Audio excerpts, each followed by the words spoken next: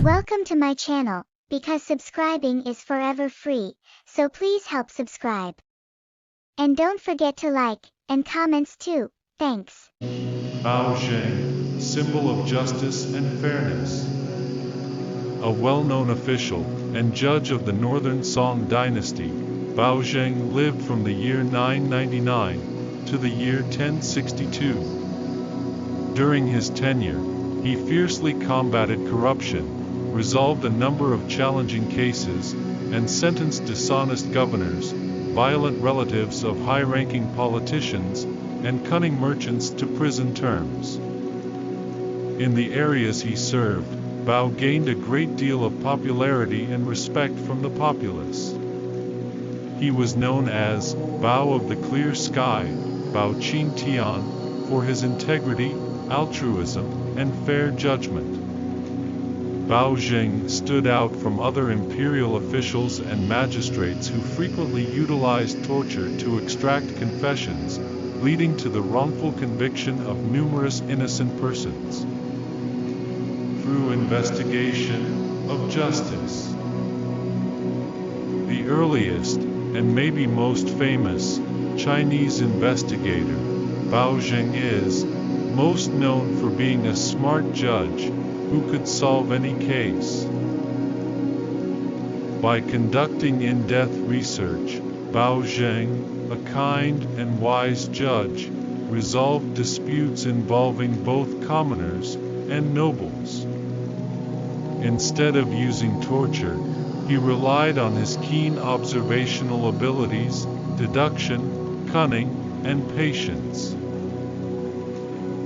For thousands of years, stories, books, plays, TV shows, and movies have been used to spread legends about Lord Bao and the cases he handled.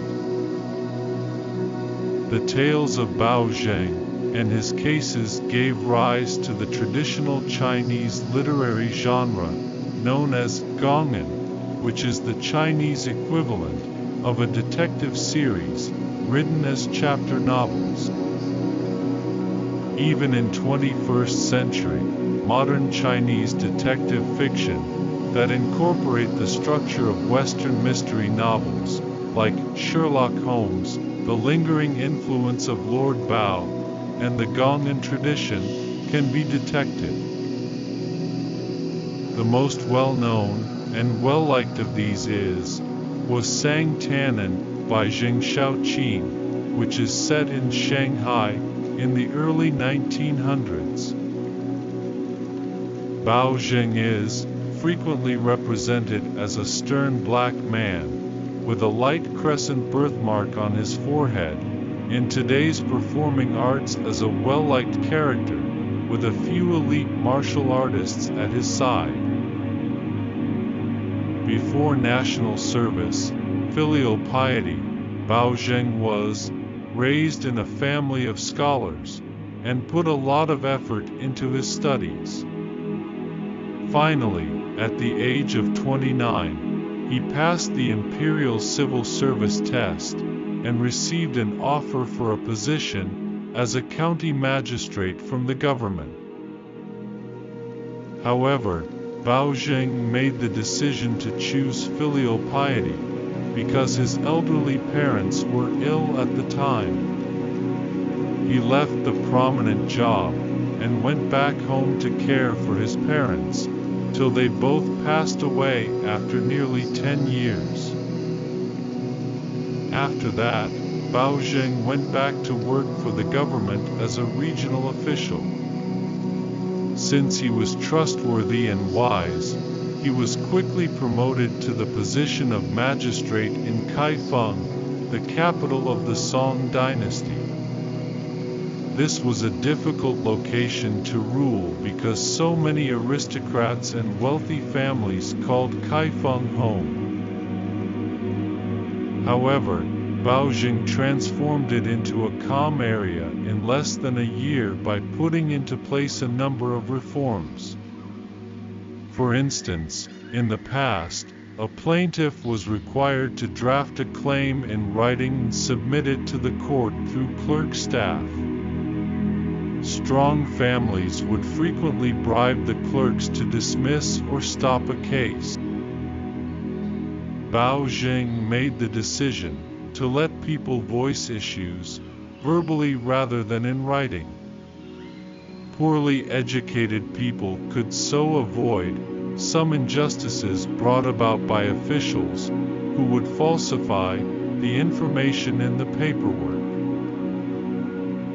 Because Judge Bao would handle each major complaint thoroughly and impartially, regardless of who was involved, this new strategy significantly improved public order in the capital. The steadfast judge earned the nickname Iron-Faced Judge. When the town of Kaifeng once experienced flooding, Bao Zheng's inquiry found that the reason was due to the numerous gardens and pavilions that wealthy households had erected illegally over the river, preventing the water from flowing through freely. They were to be destroyed by a particular date, per Bao Zheng's order. One of the intruders disregarded the warning and, when questioned, produced a land document claiming to be the owner. When Bao Zheng carefully examined the document, he discovered a mistake that indicated it was a fake. He ordered the garden to be destroyed right away in spite of the wealthy family's objections, and informed the emperor of the situation. The flood quickly subsided. Bao Zheng was orderly, moral, and fair to everyone.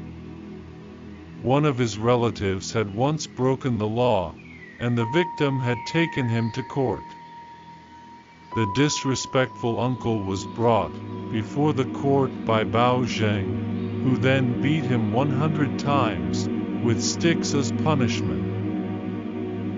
Despite holding a prominent position, Bao Zheng was a very strict parent to his family and led a modest life. He influenced his kids to be thrifty and to wear plain, simple clothes most of the time, with the exception of when they went to see friends or went to parties. Bao Zheng established a family rule in his old age: among my offspring who work for the government, if any of them commits a crime or turns corrupt, he shall not come back to our hometown, and he shall not be buried in the family graveyard. I will disown anyone who ignores these instructions. Several of Bao Zheng's sons later attained official status after passing imperial court examinations after his death. They were all hailed by the public as honorable officials and bore similarities to Bao Zheng's attributes. Bao Zheng has established himself as the Far Eastern region's cultural embodiment of justice and revenge due to his unwavering commitment to following the law.